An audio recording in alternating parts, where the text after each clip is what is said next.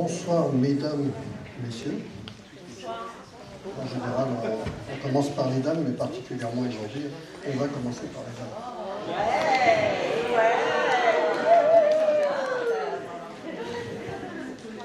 Alors, je tiens à préciser que dans le programme, normalement, si vous comptez bien, il devrait y avoir une parité quasi parfaite. Sur 50 entretiens. Et puis dans le public, ah oui, je peux témoigner. Voilà, donc j'espère que vous avez passé une bonne soirée. On va, évidemment, vous allez entendre des témoignages, de la musique aussi.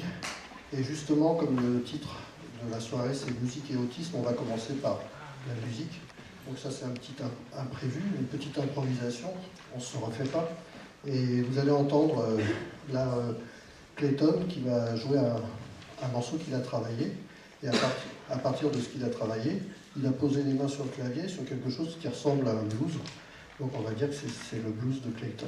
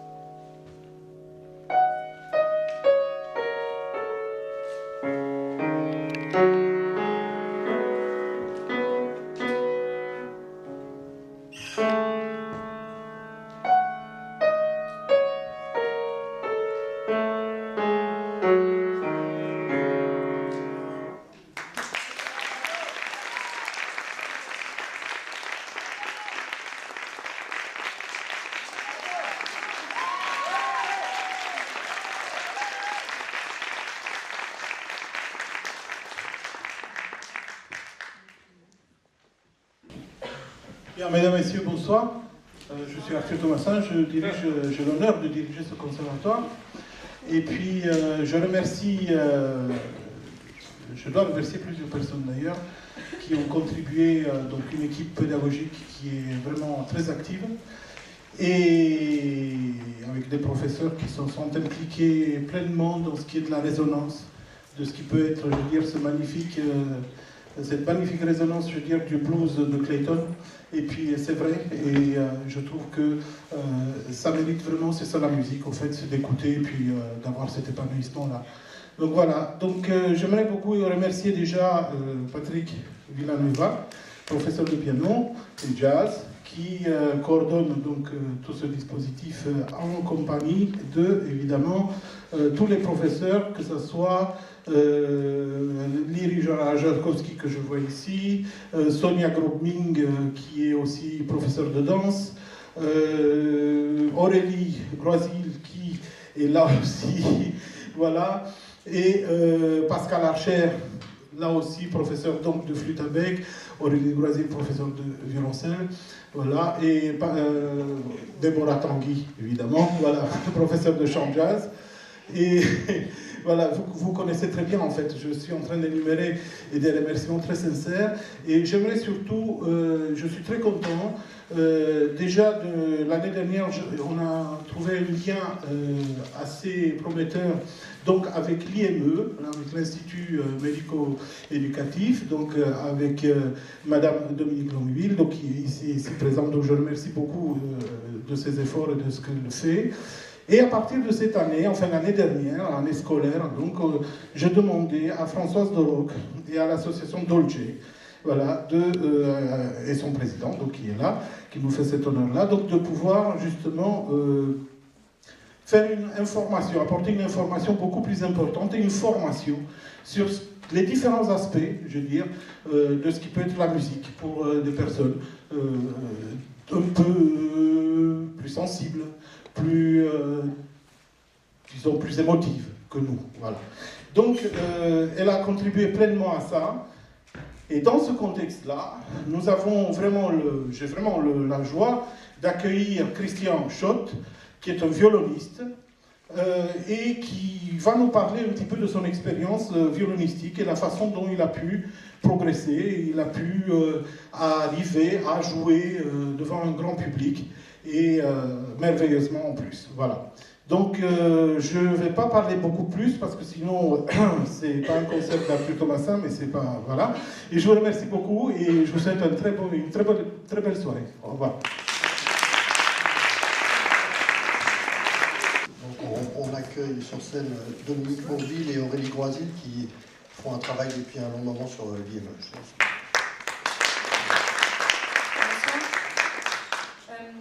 Alors, on va vous présenter le partenariat qui existe depuis déjà fort longtemps avec l'IME, puisque ça fait 13 ans que le partenariat conservatoire-IME existe.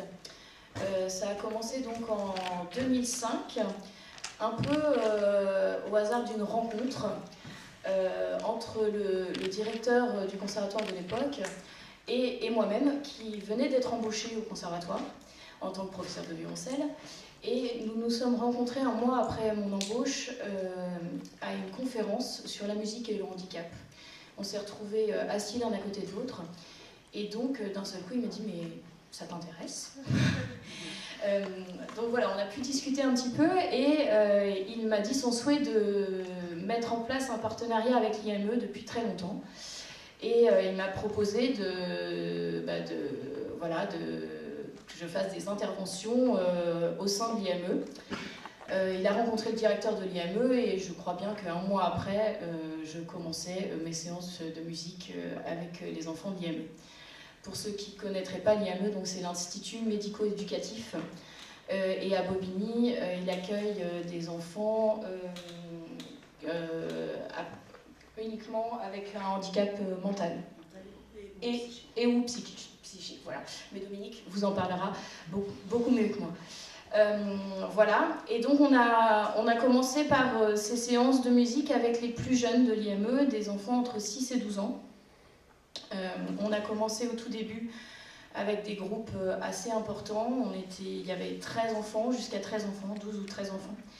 Il y avait 2 éducatrices avec moi. Et donc le but, évidemment, c'était pour moi de leur faire un maximum de musique et qu'ils prennent plaisir à faire de la musique. Et puis, on s'est vite rendu compte que ça leur apportait beaucoup de choses. Voilà, parce que je faisais de la danse, je faisais de la musique, on faisait du rythme, on faisait du chant, beaucoup de choses. Et puis, on a du coup réduit le groupe assez rapidement. Et aujourd'hui, on travaille avec un groupe de 6 enfants. Il n'y a plus qu'une seule éducatrice avec moi et parfois un stagiaire quand il y en a au sein de l'IME. Voilà. Donc le partenariat a commencé comme ça, pendant quelques années. Et puis ensuite, au conservatoire, ont été organisés des concerts de midi qui étaient proposés à l'hôtel de ville. Et là, le partenariat s'est un petit peu développé, puisque à l'IME, il y a un groupe de jeunes qui font un atelier cuisine. Donc on a relié la cuisine à la musique. Voilà. Et donc là, je vais laisser la parole à Dominique qui vous parlera très bien de cet atelier puisqu'elle s'en occupe depuis très longtemps. Merci, bonsoir. 2 mots simplement sur l'IME.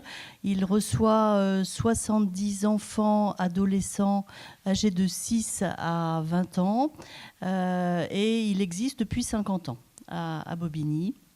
Et donc effectivement, c'est un partenariat qui a pris diverses formes. Et ce qui est formidable, c'est qu'il continue d'évoluer au fil du temps. Donc effectivement, on a été sollicité pour faire des buffets qui étaient en lien avec la musique présentée au concert de midi. Donc j'ai 2 souvenirs et je m'en tiendrai là par rapport à ça. Un concert sur l'Afrique du Sud. Et donc on s'était plongé dans les recettes traditionnelles. Donc le boboti, je vous invite à regarder les livres de cuisine, voilà, c'est quelque chose de très original. Et puis un autre qui était l'acquisition par le conservatoire d'un piano forte. Et je dois dire que j'ai vu pour la première fois de ma vie un piano forte à cette occasion. Donc c'est dire combien pour nous, les personnels qui travaillons à l'IME et pour les enfants, les adolescents et les jeunes adultes que nous accompagnons, combien c'est riche de pouvoir venir ici, recevoir des professionnels, travailler avec des professionnels des arts, parce que les jeunes avec lesquels on travaille ont souvent des soucis avec l'école. Ils ont aussi une certaine difficulté à avoir une représentation de leur existence, de leur corps, d'être en groupe. Et que toutes les médiations artistiques qui peuvent être proposées sont évidemment des médiations formidables. Et que travailler avec du matériel professionnel, avec des professionnels, c'est une richesse vraiment extraordinaire. Le grand intérêt, c'est que c'est aussi le conservatoire de Bobigny, donc les jeunes peuvent s'approprier un lieu qui, comme les autres, voilà. Et ça fait partie de notre projet aussi, de les familiariser avec les musées, les théâtres, les cinémas et le conservatoire également. Donc on a cuisiné pour le conservatoire. On avait très envie de pouvoir travailler avec une danseuse. Et donc c'est comme ça que le partenariat avec Sonia s'est mis en place. Et je dois dire que ça fait 6 ans, je crois, qu'on travaille ensemble avec un groupe qui nous a permis de développer beaucoup de choses, d'écrire avec le corps, de se déplacer, de mettre en lien aussi notre travail dans les musées sur la représentation du corps, la conscience du corps et sa représentation dans l'art. Et puis notre partenariat suivant, c'est les plus jeunes qui l'ont initié avec un atelier théâtre. Donc des jeunes âgés de 12 à 14 ans, qui ont mis en lien d'ailleurs le musée Picasso, puisque Bobigny c'est aussi Pablo Picasso, donc on travaille beaucoup cette correspondance, et ils ont travaillé l'expression théâtrale avec un professeur du conservatoire autour aussi de leur visite au musée Pablo Picasso. La possibilité de faire des liens entre les différentes activités est aussi évidemment un axe de travail tout à fait intéressant. Et pour terminer, nous avons la grande chance cette année de pouvoir travailler avec Déborah et de faire du jazz vocal. Alors là, le souffle et la voix, c'est aussi des éléments extrêmement complexes et magnifiques. C'est le plus bel instrument, la voix, à part qu'un certain nombre d'entre nous éprouvent des difficultés à la faire sortir, à la faire s'exprimer, et que là, c'est aussi une très très belle opportunité de découvrir ensemble. Et ce qui est aussi très intéressant, c'est qu'avec les jeunes que nous accompagnons, nous sommes au même niveau. Voilà, ce matin, on a fait du jazz vocal. Je pense que j'étais pas la meilleure dans le groupe, voilà, et que voilà, et que non, mais ce que je veux dire, c'est que ça change aussi la relation au savoir. Je suis institutrice, je sais lire, je sais écrire. Les jeunes avec lesquels je travaille, pas tous, mais en tout cas, pour ce qui est de chanter ou d'exprimer quelque chose, on est absolument ensemble au même niveau. Voilà. Et nos sensibilités diffèrent. C'est ce qui fait le grand plaisir de travailler avec le conservatoire. Bon, il y aurait des milliers de choses à dire, mais on va surtout écouter. Merci. Juste, dans cette même idée, l'éducatrice avec qui je travaille depuis 13 ans m'a dit cet après-midi, t'oublie pas de dire que tu nous as apporté quand même une chose, c'est que tu as amené la musique classique dans l'IME, parce qu'avant on n'en écoutait pas. Et puis elle m'a dit une chose aussi, c'est que la même chose, c'est dire qu'elle est au même niveau que les enfants. Ça, ils apprécient énormément. Et encore cet après-midi, un des enfants m'a dit mais Claude, elle fait n'importe quoi. Voilà. Et donc, ça nous fait toujours beaucoup rire, effectivement, parce qu'on fait pas mal de choses en rythme, etc. Et quand l'éducatrice se trompe, ça les amuse énormément. Voilà. Il y a eu aussi d'autres moments forts dans le partenariat, et je tiens vraiment à en parler, c'est les concerts qui ont lieu à l'IME, puisqu'on a fait pas mal d'auditions délocalisées et qu'on a amenées à l'IME. C'est toujours des grands moments pour les élèves du conservatoire, parce qu'il y a une écoute exceptionnelle à l'IME. Ils sont écoutés différemment du conservatoire. Quand ils font une audition au conservatoire, c'est les parents qui sont dans la salle souvent, c'est leurs copains. Là, ils vont dans un lieu où ils ne connaissent pas les gens qui sont en face, et on les écoute vraiment et on les applaudit vraiment. Et ça, je pense que tous les élèves du conservatoire qui sont venus jouer à l'IME ont toujours apprécié. Et puis, il y a eu quelques fois, pour le groupe musique aussi, des moments où on est venu au conservatoire avec le groupe de l'IME pour découvrir les instruments, pour que des grands élèves leur présentent leurs instruments et puis puissent toucher les instruments. Et ça a été toujours des moments très forts. Donc, voilà, on espère que ça pourra continuer le plus longtemps possible. Voilà. Et maintenant, on va laisser place à un peu de musique. Une chose que j'ai oubliée qui est très importante, c'est maintenant un rituel.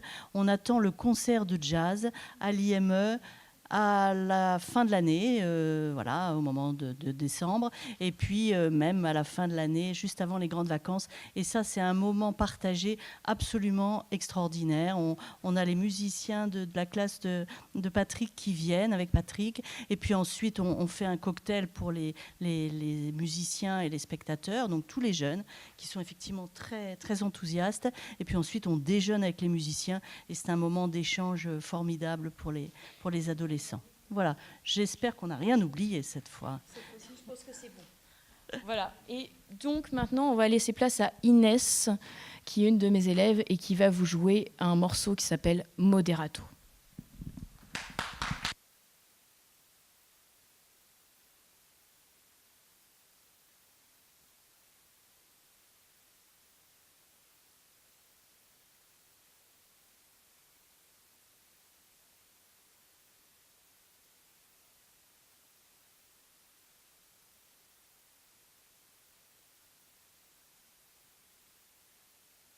Je voulais simplement vous dire que je remercie vraiment, le directeur du conservatoire, parce que M. Thomassin, lorsqu'on s'est rencontrés, n'a absolument pas hésité une seconde pour mettre en place une formation de 12 professeurs. C'est ça, n'est-ce pas? Bien.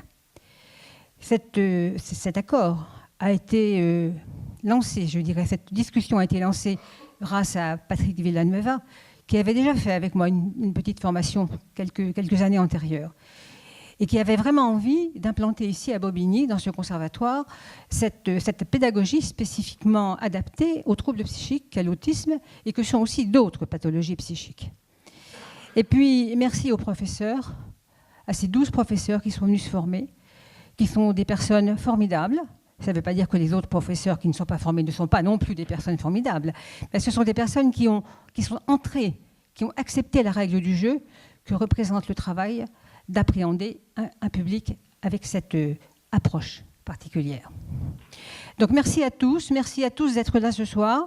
Et puis, pour sortir un peu des remerciements, dire combien je suis émue à chaque fois quand je vois des enfants comme Inès qui jouent, qui nous apportent le partage de la musique, cet outil de communication non verbale, vraiment dont on devrait faire un usage permanent dans notre société. Il paraît que la musique adoucit les mœurs. Je crois qu'on en aurait bien besoin. Voilà. Et puis, on a aussi réussi tout ça grâce à, bien sûr, toutes les personnes qui sont ici, qui nous épaulent, qui nous aident, grâce à des fondations, comme la Fondation Orange, qui travaille aussi avec nous, enfin, qui nous soutient en forme de mécénat, et puis beaucoup d'autres partenaires que nous avons eu la chance de fédérer autour de notre action.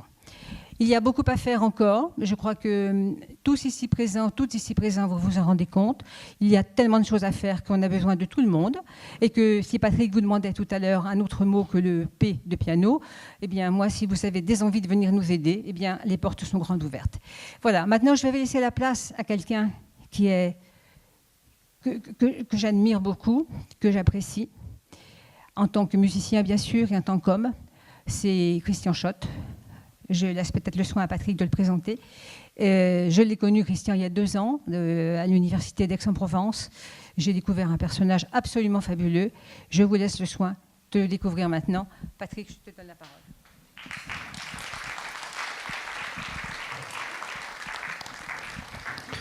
Je voudrais juste ajouter un tout petit mot. Je dois vraiment... Alors, on ne va pas dire des remerciements, mais vous ne savez pas, enfin, les gens qui la connaissent, Françoise, pour ceux qui la connaissent, qui ont travaillé avec elle, c'est un guide. C'est vraiment un guide. Elle nous montre une confiance, un dévouement inébranlable, quoi qu'il arrive. Et enfin, moi, je sais que, par exemple, si vous voulez avoir plus d'informations, vous pouvez aller sur le site Aptotisme et vous verrez des vidéos du travail que fait Françoise, en particulier avec les enfants. Et je pense que ça suffit, ça se passe de commentaires. Voilà, donc le travail qu'on fait, il est porté par cette force-là et on essaye de maintenir cette force aussi avec nous. Voilà. Et j'aimerais qu'on l'applaudisse encore une fois, Françoise.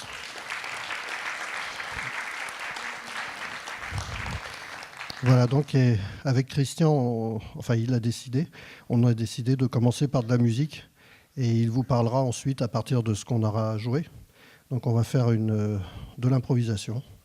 On a travaillé plein de choses depuis quelques semaines et finalement on va voir ce qui va se passer maintenant au niveau de notre relation musicale.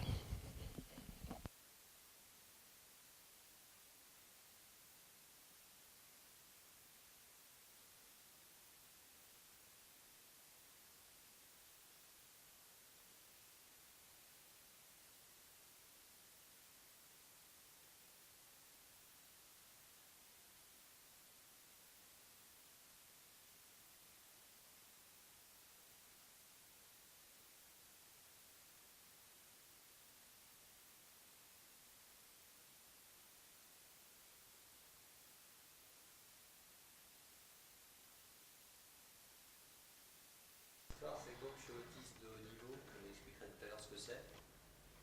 Et en fait, avec Patrick, nous allons nous rencontrer. En fait, on n'a pas vraiment préparé cette surprise. En fait, l'histoire, c'est de faire une conversation entre une personne comme moi et une personne comme lui, différent. Et on va voir si on arrive à se parler en fait via la musique. Alors peut-être que ça va être bien, peut-être que ça va être pourri. On verra.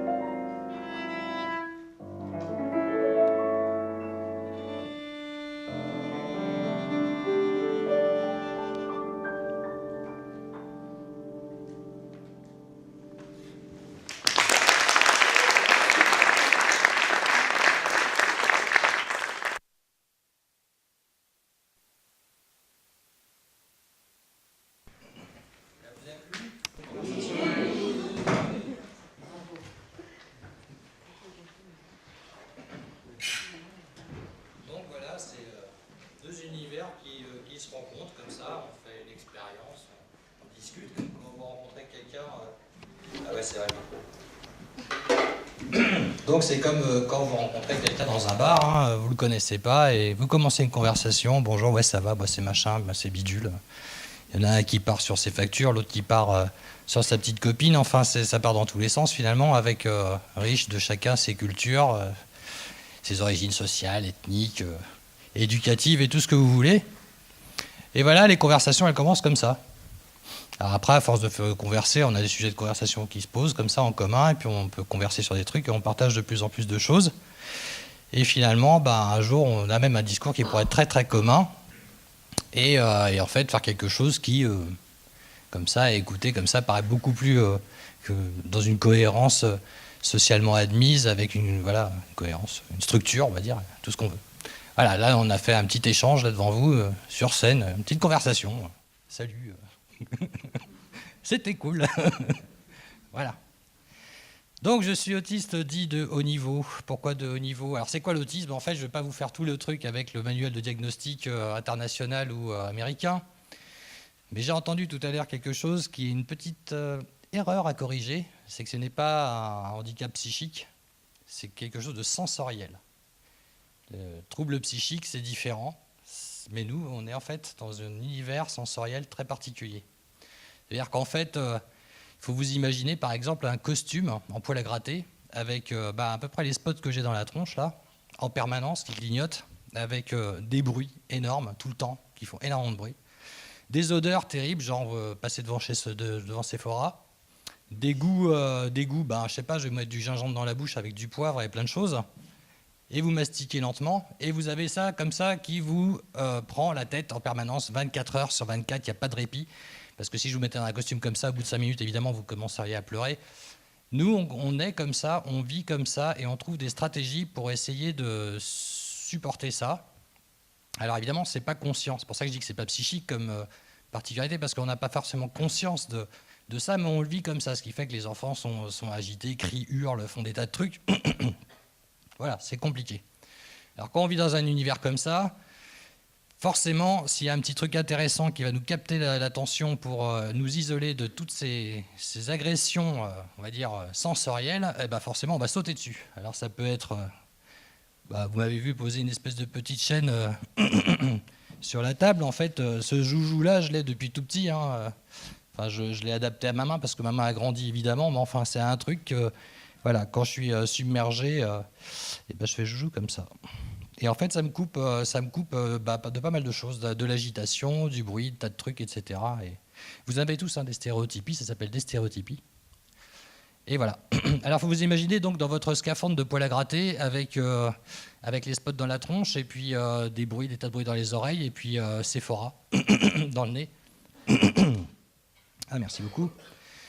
Et on vous dit, dis bonjour à monsieur, dis bonjour à madame. Franchement, vous n'avez rien à taper. Hein. Et alors, l'histoire, c'est que, donc on vous dit, assieds-toi correctement sur ta chaise, asseyez-vous correctement sur votre chaise avec votre poil à gratter, là. Et en fait, c'est ça l'histoire, c'est qu'on a du mal à se tenir, on a du mal à gesticuler, et forcément, il y a des prises en charge qui existent au niveau sensoriel, etc., pour essayer justement de nous mettre dans des milieux qui sont adaptés à nous, spécifiquement à chacun, puisque nous sommes tous très différents les uns des autres. Et ça nous permet de pouvoir nous concentrer sur des tâches à accomplir, etc. Donc moi, je suis là pour vous parler de quelque chose, c'est donc l'autisme. Je vais vous faire le détail autre que ça, parce que ça, c'est vraiment 95% du truc. Quand je dis que c'est pas psychique, c'est parce qu'on n'a pas de défense psychique. C'est-à-dire qu'on n'a pas, quand on dit qu'on a l'air angoissé ou qu'on a l'air déprimé, en réalité, c'est pas pour les mêmes raisons que les gens dits neurotypiques, normaux. Nous, en fait, quand on a des angoisses, c'est parce qu'on est surstimulé, donc forcément, on a des symptômes de l'angoisse. Et quand on fait des dépressions, c'est des choses...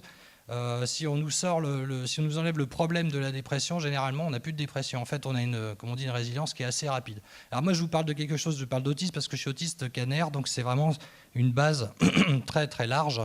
Après, il y a les Asperger dont vous entendez tout le temps parler, mais je ne fais pas partie de cette catégorie puisque au départ, je suis né non verbal et avec liste devant mon QI, enfin disons que j'étais en déficience intellectuelle. C'était une fausse DI, parce qu'en fait c'est parce que je parlais pas, peu. J'ai appris à parler très tard. Je suis passé par le système des sons pour parler, non pas par l'air du langage. Vous me suivez ou pas? Ça vous intéresse ou pas? L'histoire, c'est que, donc, imaginez quelqu'un qui arrive qui sort du ventre de sa mère, hop, hein, tant qu'on y est. Donc voilà, il parle pas le gars, en fait, il parle pas. Et puis en plus, l'histoire, c'est qu'il a un problème il voit pas les expressions du visage, parce qu'en fait, dans l'autisme, en fait, il y a une zone du cerveau qui s'appelle le sillon temporal supérieur. Bon, je ne vais pas vous parler des hypoperfusions synaptiques qui viennent des gènes mutés, etc., l'origine 3-4, etc. Bref, on s'en fout. C'est juste pour dire que cette zone-là, le sillon temporal supérieur, c'est une zone qui est responsable de tout ce qui est discrimination de la voix humaine sur les autres bruits. Donc, en gros, je suis en train de parler, mais en même temps, je fais ça. Et finalement, un autiste, lui, quand il va m'entendre parler, là, il va avoir des petits problèmes parce qu'il ne va pas savoir discriminer quel truc prendre en premier. Et généralement, la voix humaine va être un peu...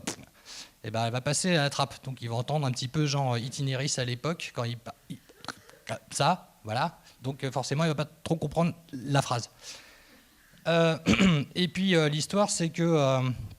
donc quand on est non-verbal, oui, donc cette zone du cerveau, donc aussi, elle permet de décoder les gestes dits non-verbaux.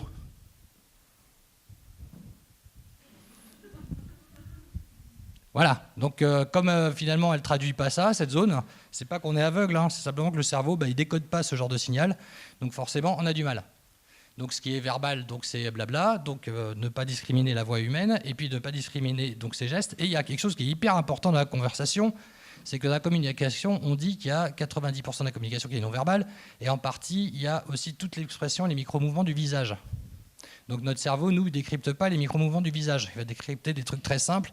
C'est pour ça que souvent, pour les enfants, on va leur donner des smileys pour reconnaître quelqu'un qui sourit, quelqu'un qui n'est pas content, quelqu'un qui est en train de pleurer, etc. Sauf que pour une personne qui a des larmes aux yeux, il peut avoir une allergie, il peut s'être foutu le doigt dans l'œil, il peut pleurer, il peut être enrhumé. Donc c'est super compliqué de décrypter pourquoi une personne a les larmes aux yeux, en fait. Vous me suivez toujours? Je vais pas trop vite? C'est bien. Alors l'histoire, c'est que... qu'est-ce que je veux dire? Ah oui, donc, alors, le mec, il sort du ventre de sa mère. Voilà, il arrive, il est tout neuf, il est tout beau. Mais il parle pas, le gars. Et en plus, il voit même pas le visage de personne. Et puis il comprend rien de ce que les gens ils s'agitent en fait. Et en fait, il fait pas trop la différence entre une chaise et sa gentille maman et son gentil papa. Alors ils sont là, Édouard. Et ben lui, il entend des sons, des bruits. Édouard, c'est personne, c'est juste un bruit de puce quoi. Donc l'histoire, forcément, il va se développer comment? En entendant des bruits, mais pas forcément quelque chose d'articulé qu'il va pas comprendre. Comment on fait pour se développer quand on n'a pas accès à... on ne comprend pas ce qu'on nous dit et on ne peut pas parler? Comment on fait pour se développer? Eh bien, comme ça, en fait. D'ailleurs, ça ressemble à quoi, ça? C'est qui dans le monde qui communique, finalement, qui arrive à communiquer, d'ailleurs, sans mots et sans expression faciale? Il y a un doigt qui se lève. Oui, il y a ça, mais il y a aussi les animaux. Les chiens, les chats, tout ça. Ils se font pas de sourire et ils se tirent pas la langue et ils ne se racontent pas d'histoire. Et pourtant, ils arrivent à se comprendre. Truc de fou. Il y a même des bancs de poissons, les mecs. Ils sont nombreux, ils arrivent à savoir où ils vont. Truc de fou, hein. Il n'y a personne qui se perd. Et ils parlent pas. Et ils sont pas là en train de se faire des sourires et des grimaces. Bah nous, on est un peu pareil. En fait, on ne fait pas de sourire, pas de grimace. Enfin, moi, j'ai appris à en faire, donc je vous en fais plein, là, tant que j'y suis. Et en fait, l'histoire, c'est que quand on se développe comme ça, forcément, on développe d'autres choses. On développe d'autres aptitudes. C'est-à-dire qu'on dit qu'un autiste n'a pas de compassion, n'a pas d'empathie. Bah forcément, on voit quelqu'un avec de l'eau dans les yeux. Mais par contre, on peut ressentir le stress de quelqu'un. Si quelqu'un est stressé à côté de nous, même s'il nous fait un grand sourire, ce qu'on va voir, c'est pas le grand sourire, c'est le stress intérieur de la personne. Donc généralement, les gens comme moi, qu'est-ce qu'ils font? Ils lui pètent la gueule. comme les autres animaux. L'être humain n'est qu'un animal, en fait. Il se veut autre chose qu'un animal. Il se dit, je suis un être humain, moi. Il a l'outrecuidance de se prendre pour autre chose qu'un animal. Bon, tant mieux pour lui. Mais on reste pas moins des animaux, là. Alors l'histoire du violon, c'est quoi? C'est parce que, comme je parlais pas, comme je communiquais pas, rien du tout, et que j'hurlais tout le temps, mon père s'était aperçu en me mettant de la musique, parce qu'il était très, très amoureux de musique romantique allemande, type Wagner, Beethoven, tout ce que vous voulez. Il s'est aperçu que ça me calmait. Donc il s'est dit, c'est cool, il arrête de hurler, parce qu'il me casse les oreilles, hop, on lui fout un opéra, tout va bien.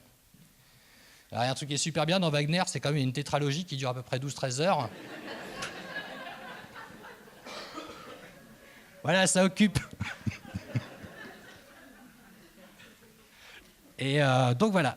Et en plus, il y a un truc qui est super, c'est que quand je suis arrivé, je suis pas né que comme ça, je suis arrivé aussi comme ça, autiste, avec une hémiplégie de l'hémicorps droit. Donc je pouvais pas tellement bouger, je pouvais pas tellement marcher. J'étais comme ça, en fait, je marchais par terre, je rampais. Voilà. Donc ils se sont dit, comment on va faire pour le rééduquer, etc. Apparemment, il a quand même une appétence, un goût pour la musique. Alors finalement, on va lui coller un violon dans les mains. Je ne sais pas si vous avez remarqué l'avantage du violon quand on est hémiplégique, ce qui est cool, c'est que finalement, je peux bouger les doigts de ma main gauche. Je peux faire plein de choses comme ça avec la main gauche. Hop. Vous voyez, je joue comme ça. Blablabla. Et avec la main droite, même si j'ai pas de bras, je peux quand même faire.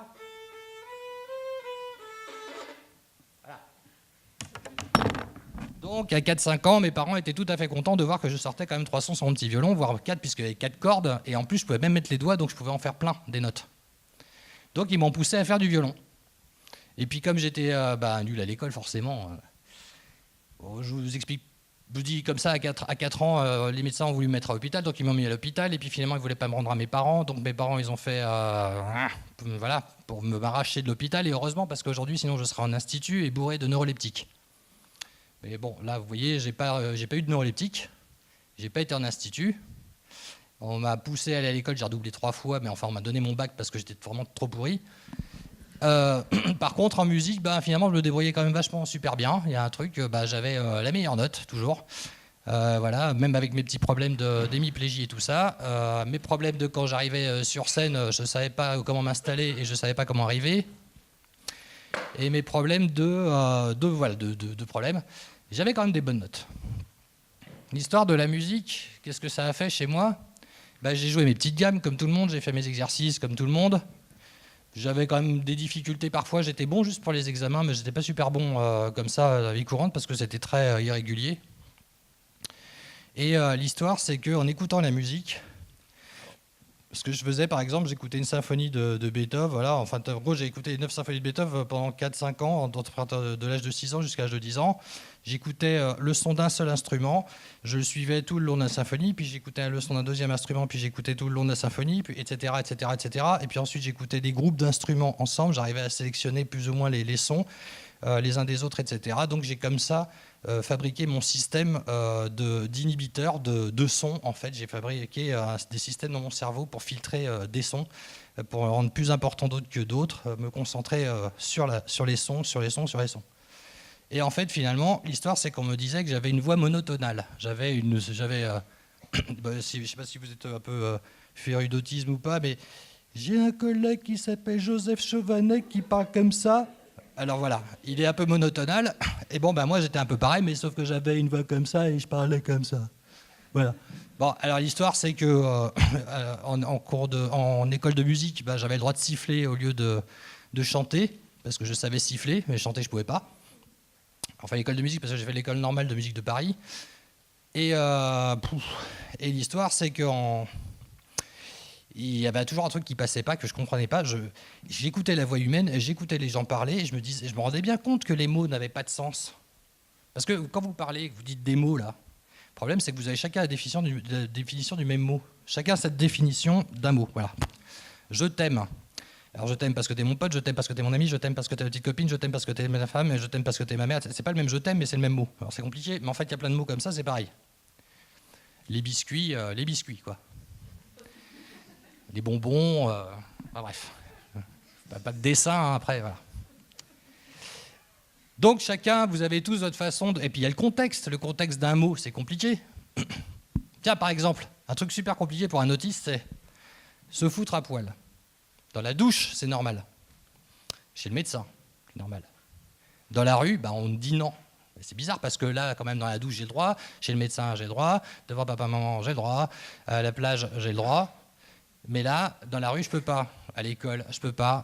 Enfin, voilà, c'est compliqué. C'est le même truc, hein. Seulement il y a un contexte. Et en fait, on a un problème pour identifier le contexte. Donc forcément, on a du mal. Donc avec l'histoire de la musique, ce que j'ai fait, c'est que j'ai écouté... mon père, comme il me faisait écouter beaucoup d'opéras, j'ai écouté les opéras. Et puis je me suis dit, ah oui, en fait, finalement, les voix humaines, si, elles chantent. Et les mecs, ils chantent, en fait. Les mecs, ils ont des mélodies. Donc j'ai écouté les mélodies. J'ai écouté les mélodies.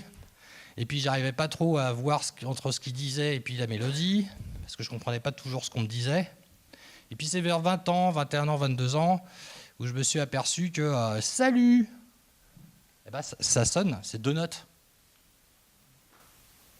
Vous voulez que je vous le joue peut-être, non? Et hop.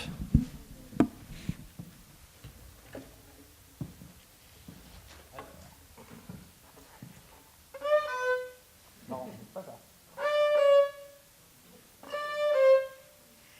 Bon, ça va? Je vois une nana dans la rue. T'es content? Tu as une question par exemple? Ou une négation? Ouais. Ouais. T'es sûr? Ouais. T'es sûr? Ouais. En fait, je me suis aperçu que la musique, et surtout avec la musique chantée dans les pays de l'Est, ils ont une musique traditionnelle. Et en fait, on s'aperçoit que le chant, c'est la voix parlée mais chantée. Et après la musique, on se dit, c'est marrant parce que finalement, dans la musique traditionnelle d'Europe centrale, par exemple, où il y a les mecs qui chantent, quand on écoute le premier violon, etc., il reprend finalement ce que le mec il chante, et puis finalement, il y a les autres nains qui accompagnent, et ça fait de la musique. Et en fait, ce qui est marrant, c'est que, par exemple, moi, quand je joue, il y a plein de gens qui peuvent dire, non, mais il joue complètement faux, c'est n'importe quoi, il joue vraiment n'importe quoi, et tout, voilà. Mais avant que la théorie existe pour dire que c'est comme ci, c'est comme ça, qu'entre un ton, il y a 9 commas, qu'il y a les demi-tons, des quarts de ton, des 16e de ton, l'histoire, c'est qu'avant, il y avait des mecs qui jouaient, quoi. Et puis d'ailleurs, avant l'ère Bach, avant le piano bien tempéré, finalement, existait chaque tonalité dans chaque mode avait une sonorité propre. C'est-à-dire qu'un mi en do majeur, par exemple, et pour faire simple, n'avait pas la même valeur, on va dire, le même son exactement, enfin je parle d'un intervalle plutôt, qu'un autre intervalle, que le même intervalle dans une autre gamme, dans un autre mode, dans un autre ton. C'est pour ça que chaque ton a une caractéristique propre, et c'est pour ça que vous avez des concertos en ré, des concertos en sol, des concertos en do, des concertos ce que vous voulez, pour leur donner un caractère spécial, en mémoire de ce qui se passait avant le piano bien tempéré. Je vous gonfle là? Vous arrivez à suivre? Waouh, les pros. Bon, c'est cool. Alors voilà, donc l'histoire, c'est que forcément, c'est... ce que j'aime bien avec le violon, par exemple, c'est que j'ai compris que la justesse, on s'en fout. Parce que franchement, de la première corde à la dernière jusque-là, en réalité, c'est un espace. Et dans un espace, au niveau physique, on a une infinité de points. Donc j'ai une infinité de sons. Et pourquoi pas tous les utiliser, finalement? Donc moi, quand je joue un truc, j'ai envie de mettre mes doigts là, parce que je fais un intervalle comme ci ou un intervalle comme ça donne un caractère tout à fait spécial. Ça ne va pas être exactement un demi-ton comme ci ou comme ça. D'ailleurs, au violon, on ne fait pas des demi-tons à 4,5, puisqu'on parle de 9 commas dans un ton, on est bien d'accord. Donc bref. C'est pour vous dire que le violon, ce qui est génial, enfin pour moi, le violon, puisque je vous parle de mon instrument, je vous parle de moi, je suis là pour ça. C'est un truc super parce que j'ai une infinité de sons et je peux dire ce que je veux, comme je veux, quand je veux. Et c'est super cool. Et finalement, je rencontre quelqu'un, lui là, par exemple, et puis je sors mon violon, là, comme ça, et puis je vais lui grincer 2-3 trucs, et puis il va me reprendre derrière avec son piano.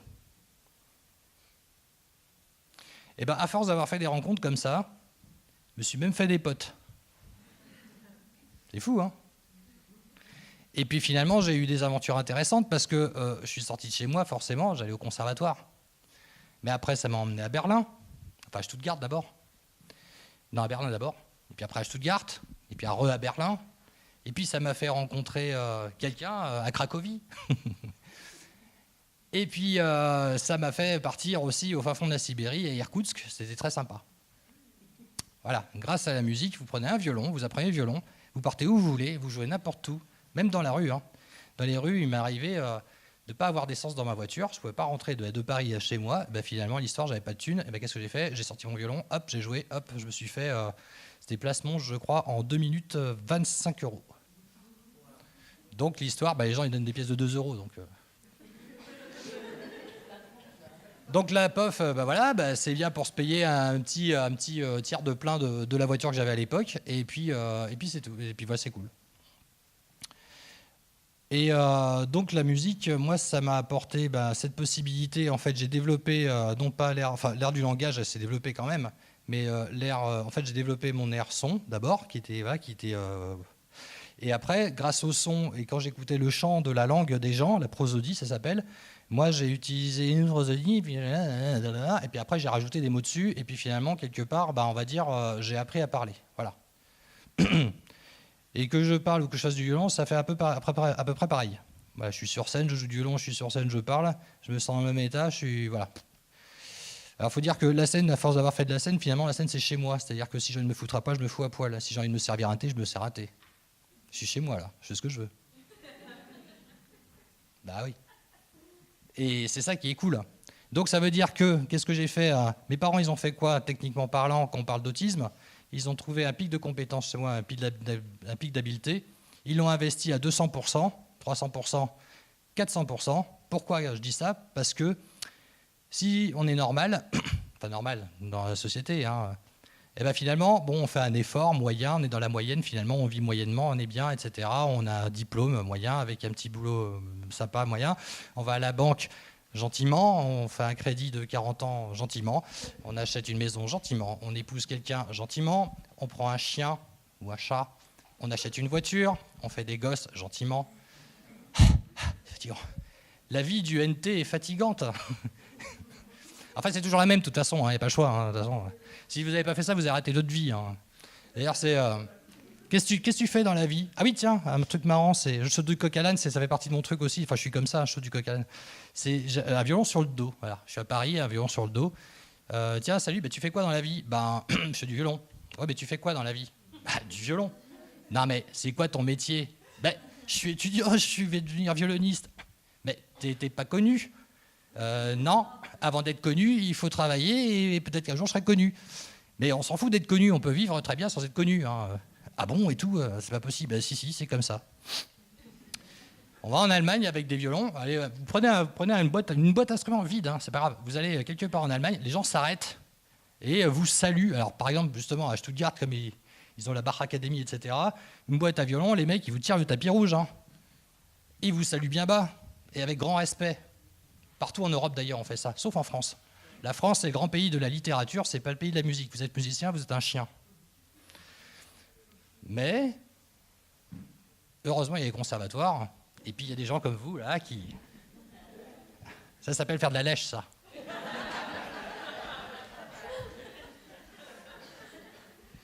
Donc l'histoire, c'est que... Voilà, quand on a un violon comme ça sur le dos, on n'est pas très reconnu en France.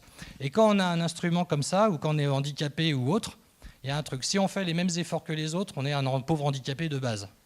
Enfin, on s'entretient dans son handicap. Si on veut être à peu près dans la moyenne, il faut faire le double d'efforts. Non, ça, c'est pas la moyenne. Ça veut dire qu'on se dépasse soi-même, le double d'efforts. Pour être à la moyenne, il faut faire le triple d'efforts. Et pour être un petit peu au-dessus de la moyenne, il faut faire le quadruple d'efforts. C'est-à-dire que pendant que mes copains ils bossaient 2 heures le violon, moi j'en bossais 8. Et je faisais de la muscu aussi, à cause de mon problème de côté droit. En fait, finalement, ma journée type, c'était je me levais à 5h30 du matin, j'allais prendre mon vélo, voilà, j'allais faire 2-3 heures de vélo le matin, je rentrais, etc. Je me douchais rien, je faisais du violon, je faisais 4, 5 heures, 6 heures, 7 heures de violon, voilà, jusqu'au soir en fait. Et si j'avais un petit peu de théorie à faire, j'essayais d'apprendre ça par cœur en photographiant mes théories. Point barre. Et finalement, ma vie, elle est faite comme ça depuis toujours, et elle est faite comme ça toujours. Je fais énormément de sport tous les jours.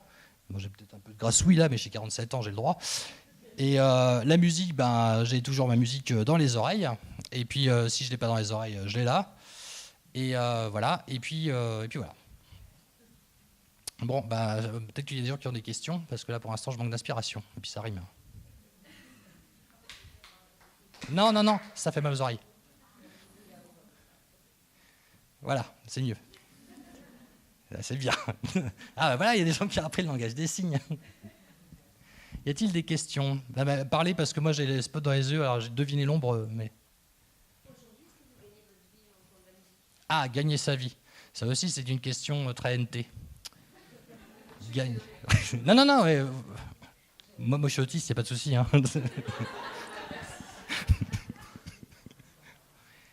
C'est parce qu'en fait, l'histoire de t'as avion sur le dos, t'as un gagner sa vie, ouais, tiens, tu gagnes ta vie avec ça, bah, c'est quoi gagner sa vie? Non, c'est bien, je vais vous massacrer. Bon, c'est clair que j'ai pas 3 000 € par mois, 4 000 € par mois. Mais alors, en tant que personne de moi-même, tel que je suis, c'est-à-dire que vivre, moi je vis, j'ai toujours vécu. Hein. Je vis même très. Vous savez pas, est-ce que j'ai l'air de te faire pitié? Non. Voilà. Je me suis acheté une grosse moto là. Voilà, j'aime bien la moto. Je suis fou de moto. Je fais que de la moto. J'ai tout le temps la moto. Je me débrouille avec ce que je fais. Bien sûr que ça correspond pas à un salaire puisque je suis à la hache et j'ai 800 € par mois. Avec mes super compétences que vous me voyez faire, en train de faire le pitre devant vous, et finalement jouer du violon, je ne sais pas si vous avez apprécié, mais enfin, ça va, on s'en sort un petit peu pas mal. Non, j'ai toujours travaillé au noir.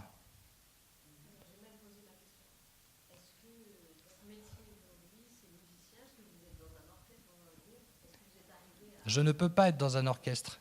J'ai été viré 2 fois d'orchestre français, parce que je ne communiquais pas. Parce que là, je vous fais un show, là. Hein. Je suis sur scène, je vous fais un show. Il est évident que dans la vie réelle, je ne suis pas comme ça. Dans la vie réelle, je ne parle pas. Et puis, j'ai beaucoup de troubles du comportement, ce qu'on appelle des troubles du comportement, qui sont en réalité des stratégies géniales, hein, finalement, pour pouvoir survivre à ce que je vous expliquais au début, parce que sinon, si je vous mets dans notre peau, vous vous suicidez au bout de 5 minutes. L'histoire, c'est que... Non, quand je suis revenu en France, alors en Allemagne c'était bizarre, en Allemagne ils ont accepté que je pose mon archet et mon violon sur les genoux et que je joue que pour les concerts, parce qu'ils s'en foutaient, vu que le résultat c'était bon. En France, non, il faut faire toute la singerie du début jusqu'à la fin. J'ai été viré de 2 orchestres parce que justement je ne savais pas m'intégrer au groupe ou alors j'avais un comportement qui n'était pas adéquat. Voilà. Ma façon de jouer la musique, d'apprendre la musique, c'est à l'oreille. Donc j'entends quelque chose, normalement je suis hypermnésique, donc j'entends quelque chose et je suis capable de le reproduire, enfin sur beaucoup de musique. Il faut que je m'adapte à un style, et une fois que j'ai compris le truc, toc, toc, toc, ça rentre, ça va très vite. L'histoire, c'est que bon, pour la musique classique, ça marche toujours de la même manière. Donc forcément, avec toutes les études que j'ai faites, je rentre n'importe quoi. Donc en Allemagne, ils l'ont compris, en France, ils n'ont pas compris. Et ils ne voulaient pas le comprendre surtout, parce que j'ai essayé de discuter avec, mais ce n'était pas la peine. Donc, est-ce que je suis dans un orchestre? Non.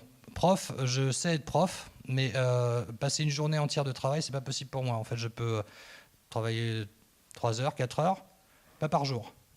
C'est-à-dire qu'une fois que je fais ça, il me faut 2-3 jours de repos total, en silence total. Enfermé dans une pièce qui est assez sombre et en silence.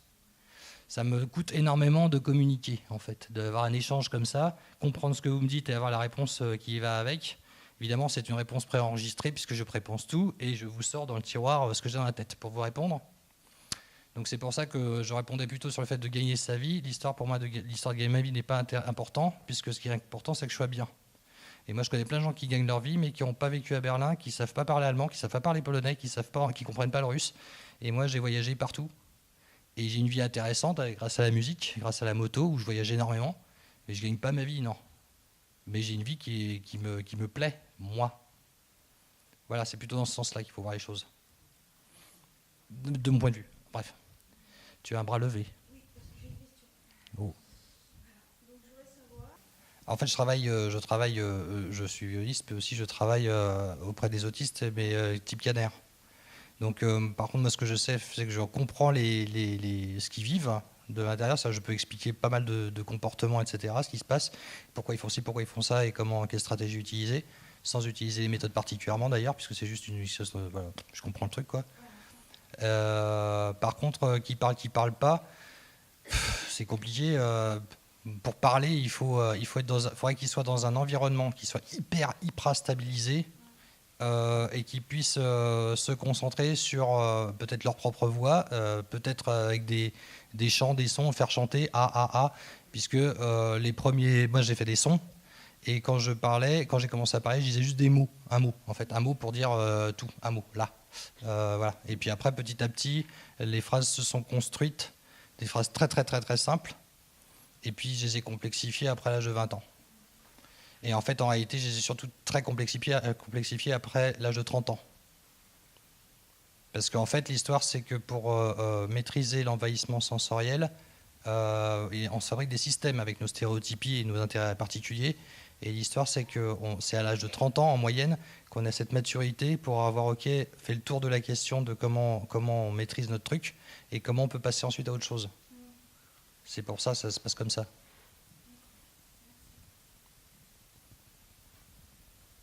Ouais.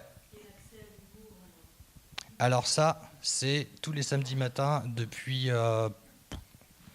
2000, je sais pas quoi, que je regarde des vidéos d'humour pour regarder les comiques, parce que c'est vrai que c'est difficile de comprendre. Et puis, ouais, il y a des petites astuces. J'ai vu des trucs de répétition, des attitudes à la con qui font rire les gens. Si je me prends les pieds là dans le truc, ça va vous faire rire. Enfin, il y a des trucs comme ça qui vous êtes automatisés, donc c'est ça. C'est pareil. Ben, les conneries que je dis depuis tout à l'heure, en fait, c'est comme si je me faisais un croche-pied moi-même dans ce que je dis, et puis ça vous fait rire.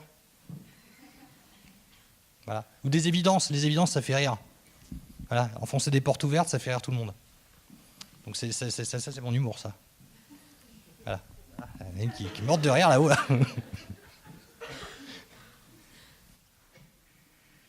Ouais. Et si c'était pas le violon, ce serait quel instrument ? La trompette. C'est spontané.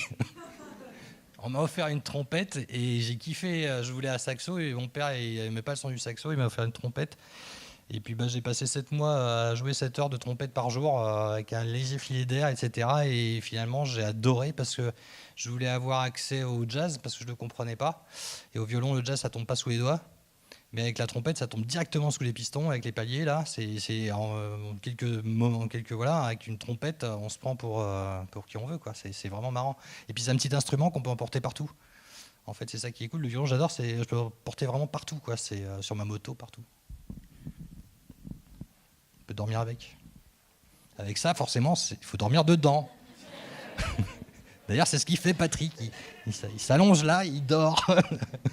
Ben si, j'en ai eu des partitions, mais je ne les lisais pas. En fait, l'histoire, c'est que mon professeur me jouait le truc pour me montrer. Je disais, je ne comprenais pas, paf, il me jouait le truc, et puis finalement, je répétais ce qu'il jouait. Et puis voilà. Donc, quand je prépare des morceaux que je ne connais pas, y a Anna qui est là, qui partage ma vie. Elle joue les morceaux, elle me joue les morceaux et je répète derrière. Voilà. Et après, je les fais à ma sauce, mais elle est obligée de me jouer le truc une fois. Voilà. Si on joue une partie, un jour, on avait des trucs, il y avait une symphonie de Mozart, je sais pas quoi, blabla, à jouer en sextuor. Moi, je peux pas lire ma partition. Enfin, j'arrive pas à connecter ce que je vois et jouer. En fait, je peux pas faire les deux choses à la fois. Donc l'histoire, c'est qu'elle m'a joué ma partie, j'ai joué ma partie, puis après, elle a joué sa partie à elle, et on a joué crac, et puis voilà, hop, ça se fait comme ça. Ouais. Ouais, mais c'est un entraînement. Oui, je te vois là au fond. Enfin, je te vois pas, mais c'est pas grave. C'est comme la musique. Tu entends un film, tu prends n'importe quelle chaîne sur le câble, etc. T'écoutes la langue, et puis finalement tu baragouines la langue, tu yaourtes la langue. Et puis au fur et à mesure, tu prends des mots de vocabulaire. Et puis bon, l'histoire, c'est qu'il y a le contexte. C'est-à-dire que quand je suis dans une cuisine, si je vais, je sais pas, si j'allais, peut-être en Corée, il faudrait qu'on me parle de choses de la cuisine dans une cuisine en coréen. Parce que comme ça, j'aurais des sonorités de phrases, des trucs qui seraient là, dans ce lieu-là. Et voilà, chaque phrase doit être contextualisée pour que j'apprenne une langue. Tu comprends ou pas ? C'est cool.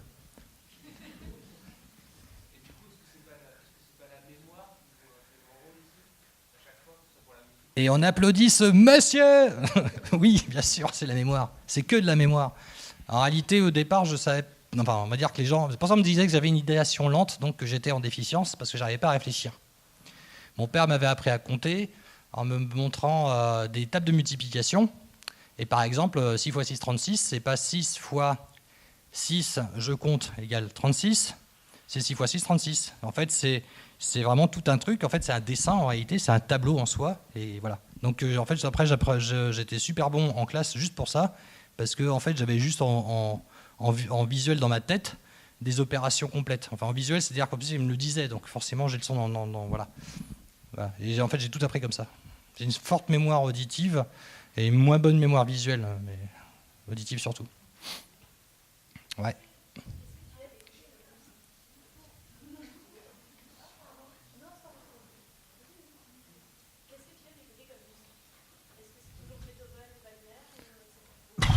Non, c'est très ouvert. J'écoutais énormément de musique traditionnelle de tous les pays du monde. Grâce à Internet, je peux écouter de la musique birmane. Personne n'a rien à foutre de la musique birmane, hein, mais j'écoute de la musique de tous les pays, de n'importe où, ce que je peux trouver. Je vais écouter ça parce que ça m'intéresse. C'est les sonorités qui m'intéressent, c'est la façon, c'est leur façon de s'exprimer en fait. Et bien sûr, sinon, de moi-même là, ça fait 6 mois que j'écoute strictement le même mix de techno. Mais sinon, par l'ordinateur, je regarde tout le reste. Enfin, ce qui m'intéresse. Mais la variété, j'y accroche pas parce que j'aime pas la variété. C'est toujours la même chose en fait. Il y a deux accords et puis c'est terminé. Donc ça me gonfle. J'aime bien les surprises dans la musique. J'aime bien quand je m'attends pas à ce qui va suivre. Voilà. C'est complètement physique.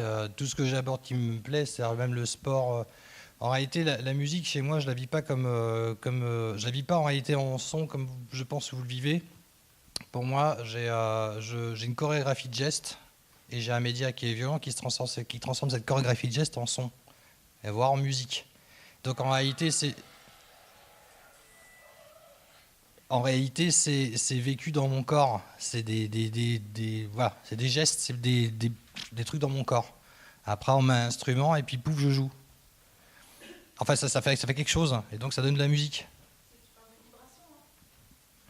Non, dans le corps, il se passe plein de trucs. Tu peux avoir des contractions, tu peux avoir des détentes, des sensations, tu as des vagues, des machins, tu as plein de trucs qui se passent en fait et tu te poses devant ton instrument en fait du réveil jusqu'au coucher et tu dis rien, tu éteins ton téléphone, tu restes là et tout ce que tu ressens, je sais pas, sur ton instrument. Et puis tu vois, il y a un truc qui va se dégager et puis finalement tu vas fabriquer ta propre musique.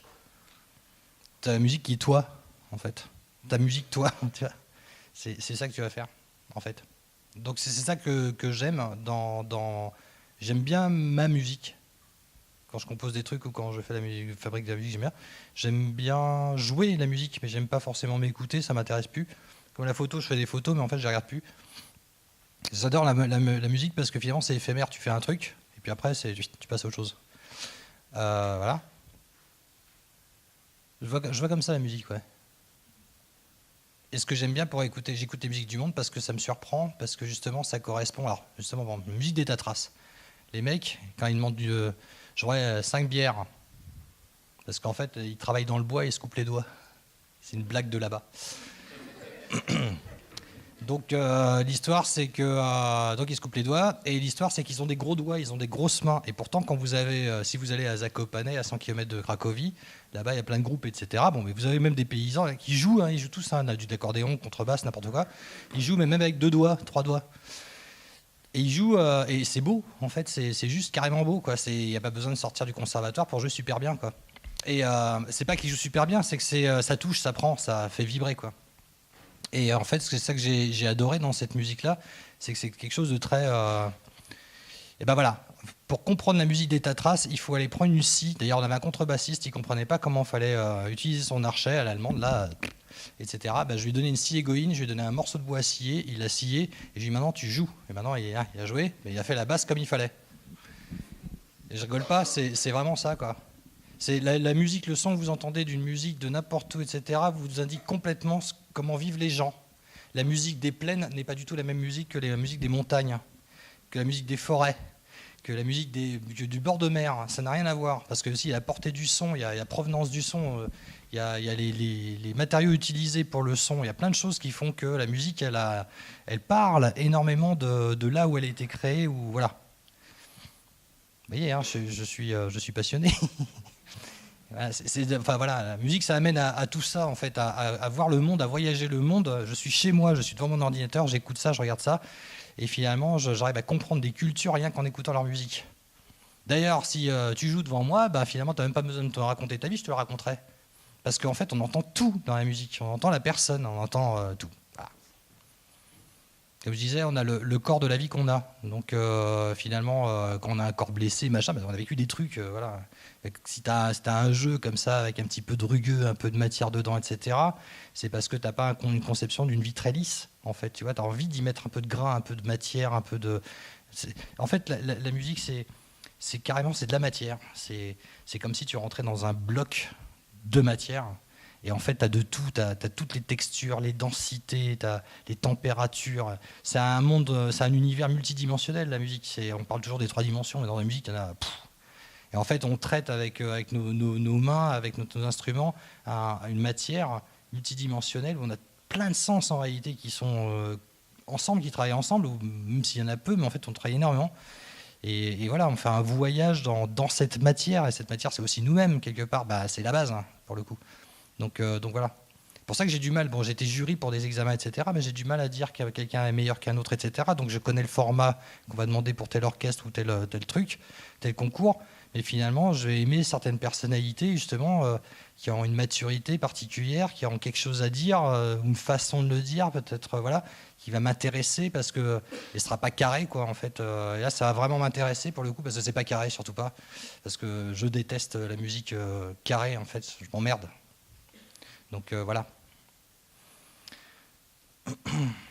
Bah, alors, j'ai composé parce qu'on me l'a demandé, donc je sais composer. Mais pour moi-même, j'ai pas besoin, puis c'est dans la tête, hein. En fait, j'enregistre pas, mais tout ce que je joue, c'est que de l'impro. C'est-à-dire que chez moi, quand je joue, je joue plus de partition. En fait, je joue le temps que je joue, bah, c'est de la création musicale brute. Donc c'est une composition, mais simplement je la note pas. Je la note si je suis payé. Mais sinon, non. Moi, je suis vénal, hein. Non, enfin, l'histoire, c'est que moi, j'aime jouer. Donc, par exemple, je suis là, je suis bien, je suis sur scène, j'aime jouer, je joue. J'aime jouer. Après, la notion de partage, oui, je l'ai quand même, c'est intellectuel, mais parce que dans le sens où je me dis, je suis chez moi, comme je vous dis, et je sers du thé, je fais mon thé, là, je sers le thé, là. Donc, vous êtes mes convives. Après, voilà, c'est ce que je dis. D'ailleurs, c'est un truc pour ne pas avoir le track, parce qu'à un moment, j'étais tracker. Je me suis dit, à la limite, j'ai pas à surjouer, à jouer autre chose que moi-même, je suis moi-même. Donc, je suis moi-même, je vous reçois chez moi, bienvenue chez moi, et puis, je vous sers mon thé, là. Après, les gens, ils aiment pas, c'est leur problème, hein. C'est pas mon problème. Moi, je joue, je fais ce que je veux. Je suis chez moi. Je vous sers mon thé, c'est le thé que je vous fais. Voilà, ça me fait plaisir de vous le faire. Bah, après, il y a des gens qui aiment pas ou il y a des gens qui aiment. Voilà. Bah, une fois que j'ai compris ça, moi, je me suis dit, le track il est parti, toc, direct. Parce qu'en fait, voilà. Donc oui, si. Alors, pour répondre à ta question, oui, j'ai du plaisir à jouer pour les autres, de préparer le thé pour les gens. Ça, c'est une excellente question. Bah moi je m'amuse bien, je me fais rire moi-même, donc apparemment oui.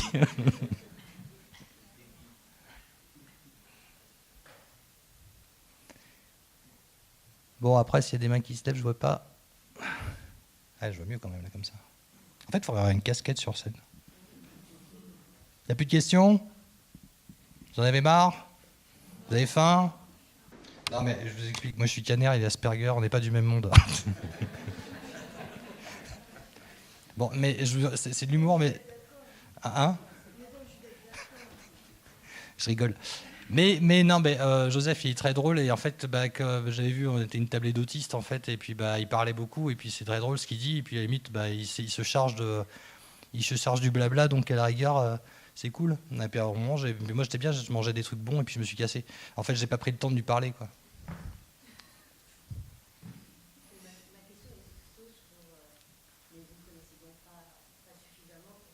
Non, en réalité, tous mes potes sont autistes, voilà.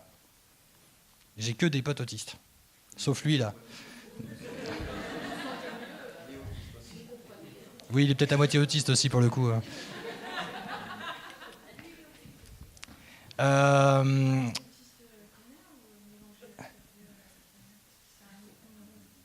Non, mais c'est parce que j'aime bien être raciste. Ça, je trouve ça drôle. C'était quoi la question de départ, toc, chauvanik, je m'entends bien avec les autres autistes pourquoi ? Parce qu'en fait c'est plus simple puisqu'il y a plein de codes qui sautent. Donc même pas besoin de se dire bonjour, ils vont pas se vexer. Si je dis ça c'est cool, ça c'est pas cool, le mec il va pas se vexer particulièrement, sauf s'il est pas d'accord, il va dire je suis pas d'accord, bah t'es pas d'accord. T'es un peu Asperger, non, pour le coup, non ? Un peu beaucoup, ouais, bon, ouais. Elle me fait chier, voilà, ça commence. Là. Non, mais je l'ai repéré tout de suite, de toute façon. Hein. Je les vois, là. Donc voilà. Là, on est copains, quoi. Et puis voilà. En fait, non, mais des fois, on trouve des gens qui ont les mêmes centres d'intérêt. Et j'ai une copine, par exemple, qui tient beaucoup, elle est super parce qu'elle a le même frigo que moi. Pas le frigo, hein, ce qu'il y a dedans. On bouffe la même chose. Donc on a le même plaisir à manger les mêmes trucs. C'est vachement important pour nous, en fait. Enfin, pour moi, pour elle, c'est hyper important qu'on ait ce même goût des choses. On a une façon de vivre la vie d'une certaine manière et qui se ressemble. Et à tel point qu'à un moment donné, je lui envoie une photo de hache, elle m'envoie une photo de hache alors qu'on ne s'était pas parlé depuis 2 jours. Pourquoi on s'envoie des photos de hache ? Parce que ça l'intéresse, des objets comme ça, les vieux outils. Et moi, j'aime bien les vieux outils. Et bah, elle m'envoie ça, je lui envoie ça, mais c'était au même moment en fait. En fait, ça fait plein de connivences, de petits trucs comme ça qui font que c'est marrant parce qu'on partage quelque chose. Voilà, c'est pareil, c'est marrant. Et donc la plupart tous les gens qui sont autour de moi, la plupart du temps, sont soit autistes, alors Asperger ou canard, mais il n'y a pas beaucoup des canards. Je m'en occupe surtout, mais c'est rare les canards qui parlent comme moi en réalité, très rare, rarissime. Et puis les TDAH. J'aime beaucoup les TDAH, les gens troubles de je sais pas quoi, voilà, de l'attention et hyperactivité, parce qu'en réalité, c'est pas un trouble qu'ils ont, c'est une intelligence de malade. Ils courent partout, ils voient tout, ils repèrent tout. Alors évidemment, si vous leur demandez un café, ce sera dans 2 heures, parce qu'ils ont le temps de faire ci, ça et ça. Mais voilà, c'est une façon d'être, une façon de voir le monde qui est particulière. Dommage qu'ils n'aient pas tellement confiance en eux, mais ils pourraient apporter beaucoup de choses. Et ces gens-là, dans la nature, si on est dans une société plus naturelle, dans une forêt par exemple, je vous parle de ça parce que cette personne-là, là-bas, elle est TDAH. Donc, par contre, vous la mettez en forêt, en Pologne, etc., machin, elle vous trouve des murs, des machins. Enfin, vous ne mourrez jamais de faim, hein, parce qu'elle, quand vous tracez comme ça, elle voit tout, elle va tout chercher, etc. Et voilà, parce qu'elle voit tout. C'est ça, un TDAH, il est partout, en fait. Et je trouve ça cool. Puis la vie est moins chiante, et puis fatigant, mais c'est sympa, c'est drôle. Et puis ce qui est bien avec les autres autistes, c'est que comme on a une vie plutôt assez routine, quand on est calé sur la même routine, et puis finalement on est dans le même espace, mais on respecte l'espace de chacun, finalement on ne se marche pas dessus, on ne se dérange pas, et puis finalement ça fait une vie assez reposante en fait. Il n'y a pas d'ingérence dans la vie de l'autre, quoi. Et puis il n'y a pas cette recherche de fais attention à moi, il n'y a pas cette recherche de fais-moi exister. Parce que les NT, il faut tout le temps les faire exister. T'es belle, t'es gentille, t'es ceci, il faut faire des compliments tout le temps. Mais ce qui est bien avec un autiste, il n'y a pas besoin en fait. Je t'aime bien, voilà, on s'aime bien, c'est cool. Et puis après, mais si, on s'aime bien. Et puis après, on trace notre route, quoi, voilà. Et puis c'est réglé, on n'a pas besoin de se faire. Enfin, t'es d'accord ou pas d'ailleurs Voilà, d'accord en plus. Donc voilà. Raciste. Ah oui, je suis d'accord. Non plus. Mais par contre, ce qui est vachement bien quand on est tous ensemble, c'est qu'au niveau des stéréotypies et tous ces petits gestes-là, je sais pas pour toi qui es un garçon, moi je suis une fille et les filles elles compensent vachement, elles font vachement le caméléon. Et quand je suis avec mes potes et mes copines autistes, j'ai plus besoin de faire le caméléon. Je peux être un peu moi-même, je peux refaire mes petits gestes, mes petits caprices, mes petits machins. Voilà, ce que je peux pas faire avec les. Disons que moi je m'autorise de le faire parce que merde. Parce que les gens ils ont tous des stéréotypies, il y en a qui se grattent les couilles, il y en a qui se mettent les doigts dans le nez, et puis il y en a qui se grattent les cheveux, etc. Ils font ça, des tas de trucs. Bon, c'est admis parce que voilà. Et puis il y en a qui vont dire bien, c'est pas bien ce qu'il fait. Et pourtant il est normal. Hein. Enfin, ils vont même s'entre-juger. Alors de toute façon, si on doit faire attention à une population de gens qui s'entre-jugent, on n'existe plus. Alors moi je m'en fous, je suis comme je suis. Alors je bidouille ma chaîne et puis je fais mes trucs et puis j'ai rien à taper. Après il y a des gens qui viennent me parler comme un débile, mais ça me dérange pas. C'est pas grave s'ils me parlent comme un débile, comme ça au moins ils me demandent pas de quelque chose de compliqué, tu vois. Oui. Mal. Je comprenais rien. Oui. Mais c'est pas grave, hein. Mais bon, c'est comme ça, c'est la vie, c'était l'école. T'es sûr que je te réponds à ce genre de questions? T'es majeur. Non, c'était très violent. Voilà. Les petits gens normaux, quand ils voient des gens un peu handicapés, bah, ils aiment bien leur mettre du sable dans les oreilles ou vouloir leur couper la jambe quand c'est pas la même. Quoi. Donc là, c'est spécial, c'est la vie. Hein, c'est plus cool, hein. Ils sont gentils avec toi.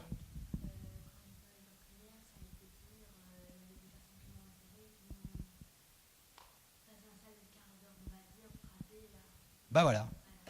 Ça, c'est la vie des personnes atypiques dans le monde typique. On se fait massacrer. Merci pour ton témoignage, très utile aussi. Le retour à la vie normale, sans recette. Ah, des vacances. C'est quoi exactement la question?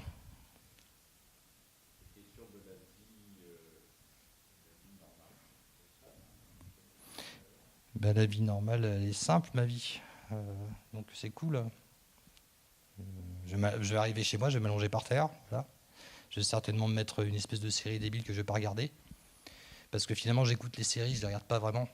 En fait, j'ai choisi une série en fonction de la couleur de fond et surtout de la qualité du son et du son qu'elle a. Et il y a un film que j'aime beaucoup en ce moment, c'est Blade Runner, le dernier, parce qu'il y a des thèmes de couleurs, on va dire, et la bande son, il y a comme des infrabasses, et c'est vachement agréable à regarder. Alors, je ne peux pas vous raconter l'histoire du tout, parce que je ne capte rien, mais ce film est bien pour moi. Voilà. Et ça, par exemple, je pourrais le regarder ce soir sans problème, quoi. Et manger. J'aime bien manger. Mais c'est plus fatigant d'être là que d'être dans la vie normale. Dans ma vie à moi, c'est reposant. La vie, là, ce que je fais là, ça va me prendre 3-4 jours de repos total. Ouais. Demain, je prends la moto, je pars loin, m'enfermer dans une petite maison, et puis je vais rester tranquille pendant 3-4 jours. Voilà.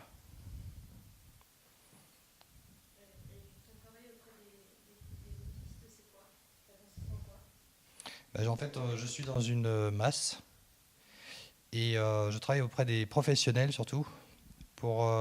Parce qu'en fait, ils sont un public de canards, on va dire, si on peut appeler ça comme ça. C'est pas peu compliqué.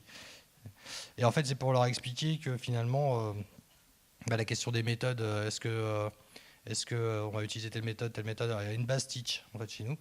Et l'histoire, on s'aperçoit que sur 6 résidents, il faut adapter le teach à chacun, hein, ou pas l'utiliser du tout en fait. En réalité, c'est ce que j'explique, c'est l'éducation nationale a fait par exemple des cours de maths. Voilà, pour des sixièmes. Donc c'est abouti, hein, parce que les mecs, ça fait quand même quelques centaines d'années qu'ils exercent, enfin qu'ils fabriquent des manuels, et on s'aperçoit qu'il y en a 2-3 qui sont à peu près bons, le reste qui rame un peu, voilà, et puis quelques mecs qui sont super mauvais. Pourtant, ils ont l'expérience de l'enseignement. L'histoire, c'est qu'une méthode, c'est des outils, il faut les adapter, et au cas par cas. Si on faisait ça même dans les classes, à l'école, hein, on aurait des résultats de malades. En tout cas, on s'apercevrait que il y a des personnes qui sont plus douées pour faire certaines choses, et puis d'autres, voilà, ce qui est bizarre dans... Je sors comme ça, mais dans l'éducation nationale, quand quelqu'un n'est pas bon dans un endroit, on va lui dire mais il faut travailler plus là. Pourquoi on ne fait pas travailler plus là où il réussit que faire travailler dans un défect? Donc l'histoire, c'est que une fois qu'on explique ce genre de choses, même à des professionnels qui s'occupent de personnes autistes, ils se disent ah bon, donc les gestes comme ça, machin, il ne faut pas les enlever. Non, il ne faut pas les enlever. Pourquoi il ne faut pas les enlever? Parce qu'en fait, c'est une stratégie qui leur permet de se calmer. Évidemment, il ne faut pas qu'ils se crèvent les yeux, qu'ils se percent les tympans ou quoi que ce soit. Mais on les laisse parce que finalement ils en ont besoin, hein. C'est une stratégie de super invention qu'ils ont faite pour voilà. Et puis une fois qu'on comprend bien, je leur explique voilà comment ça marche, l'autisme, etc. Et puis après on va avec les résidents, on leur fait faire des activités, on les fait marcher. On a compris que le sport, la marche tous les jours, hein, ça. On enlève les médicaments avec ça, mais on enlève tout. Hein. Il n'y a pas besoin de médicaments pour un autiste en réalité, puisque justement c'est pas un trouble psychique. C'est donc pas de médicaments. Juste du sport à fond, enfin faut les crever, quoi, les faire marcher, et puis pas forcément leur retirer leurs troubles, mais adapter leurs troubles, leur spécificité de comportement, voir ce qu'on peut en faire. Il y en a un qui est hyper précis dans le rangement, dans le classement, mais on s'est aperçu par exemple qu'il pouvait faire des cadres de tableaux, il met le truc à 45 degrés, mais c'est 45 degrés avec un clou comme ça, il le prend, il n'avait jamais fait ça de sa vie, c'était nickel. Et ils se sont même aperçus dans cet endroit-là, par exemple, que le type était capable d'ouvrir une boîte à outils qui était assez complexe, machin, ranger les outils où il fallait et refermer comme il fallait, sans explication. Donc ils se sont aperçus que le mec, il n'était pas si débile que ça, du tout. Et en fait, que la plupart ne sont pas si débiles que ça, du tout, en fait. Voilà. Mais forcément, si moi je vous donne à chacun 60 gouttes de neuromachin, là, tout de suite, là, vous allez tous paraître complètement débiles, vous allez vous baver dessus, et de toute façon, au bout de 2 ans, vous ne savez même plus comment vous appelez. Donc c'est un peu ça le truc. Donc voilà, ce qu'on fait, c'est c'est un métier qu'ils sont en train de fabriquer, de créer. C'est utiliser des personnes comme moi pour utiliser leur savoir expérientiel. Voilà, parce que j'ai un savoir expérientiel, puis sur mon expérience, ça fait 47 ans que je suis autiste. Donc l'histoire, c'est que je sais un peu de quoi je parle, et finalement, je peux donner des conseils à des professionnels qui ont lu plein de bouquins, qui ont eu un enseignement, et compléter ou remplacer d'ailleurs carrément ce qu'ils ont appris. Et en fait, ça se passe beaucoup mieux. Et je leur dis, bah toi t'es tendu, voilà, t'es tendu, je vais te péter la gueule, alors tu vas te détendre, etc. Machin. Comme ça, c'est plus simple, j'exagère, mais c'est à peu près ça. Parce que j'en ai marre qu'on dise que les résidents ils sont violents. Bah forcément, si le mec il arrive, il n'a pas envie d'aller bosser et puis il est stressé, bah forcément les résidents sont stressés, donc forcément, voilà, toc. Je sers à ça, entre autres. Ouais. Ah oui, alors c'est mon père qui m'a mis sur un vélo tout de suite, pour aussi ma jambe. Et puis sur un vélo, rapidement sur une mobilette, et puis je me débrouillais. Et puis il m'a fait passer mon permis 125 à l'époque, c'était vers 17 ans. J'ai eu quelques accidents, mais on s'en fout. Et puis après, il m'a fait passer le gros cube, vers 20, 21 ans, je sais pas quoi. Et puis j'ai toujours eu une moto, plus ou moins, ouais. Et puis en fait, ça fait partie de ce qu'on appelle un intérêt restreint, à la musique et à la moto. Je ne m'intéresse pas aux motos pour les marques et pour comment est fabriqué un moteur. Je m'intéresse à la moto pour les sensations que j'en éprouve quand je roule. Alors je m'amuse.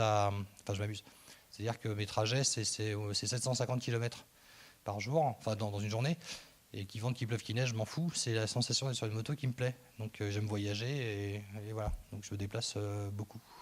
Voilà. Et puis voilà. Ouais. Quand on applaudit, ça te fait mal aux oreilles. Ouais. Donc là, ça c'est un bruit en termes de volume sonore qui est infiniment moindre que celui qu'on a sur une grosse cylindrée en moto. Comment se fait-il que dans un cas de figure... Non, attends, je t'explique.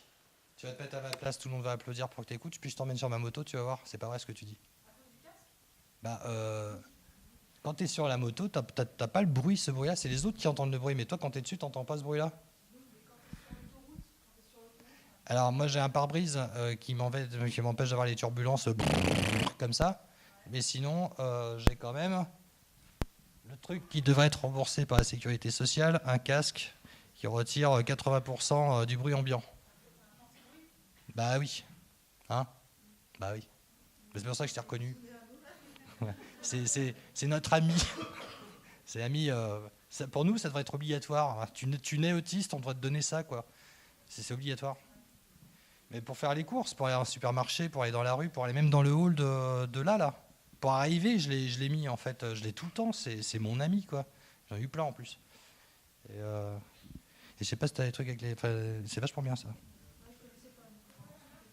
Ouais, non mais il est cool. Ouais. Baboz, enfin bref.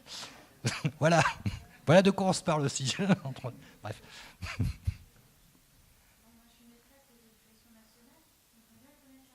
Boz. Ouais. Allez, c'est 300 €.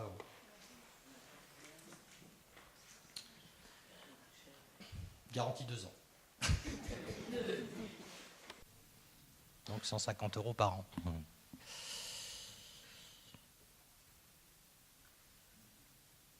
Il y a des questions encore? C'est bon? Bon, ça va vous a renseigné, vous êtes content? Bon, j'ai bien fait de venir alors.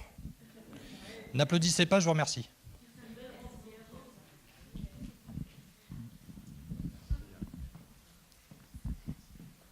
Voilà, en tous les cas, on va terminer la soirée comme ça. Merci à Christian, merci à tous les participants, Françoise, Monsieur Thomasin. Et je suis très ému parce que pour moi, cette soirée, c'était aussi une façon d'ouvrir les portes dans les deux sens. C'est-à-dire d'aller vers l'extérieur pour le conservatoire et que les gens comprennent aussi qu'à l'intérieur du conservatoire, on peut faire des choses avec des gens tout simplement différents. Évidemment, quand on parle de Christian, on présente toujours violoniste et autiste, et donc on a travaillé ensemble. Apparemment, on est devenus amis, même si je n'ai pas été diagnostiqué, comme on dit. Et en tous les cas, Christian est un grand violoniste et une personne remarquable. Merci beaucoup.